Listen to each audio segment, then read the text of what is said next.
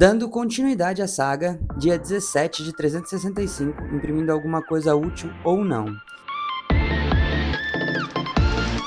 E para a impressão de hoje, a gente imprimiu uma pinça cruzada. Como eu mexo bastante com componente eletrônico, placa de circuito impresso, tem alguns componentes, alguns parafusos que são bem pequenos. E para segurar às vezes na mão, para apertar, por exemplo, um parafuso, é muito pequeno. Então, para isso, eu imprimi uma pinça cruzada. Qual a diferença da pinça cruzada para a pinça normal? A pinça cruzada, ela é o oposto da pinça normal. A pinça normal, para a gente manter ela fechada, a gente precisa apertar. E a pinça cruzada, para a gente manter ela apertada, é só deixar ela solta. E se a gente aperta, aí sim ela abre. Então, ela é o oposto de uma pinça normal. Isso é ideal, por exemplo, para segurar os componentes, porque aí ela fica segurando o componente sem eu ter que ficar apertando. Então, ajuda bastante nessa etapa.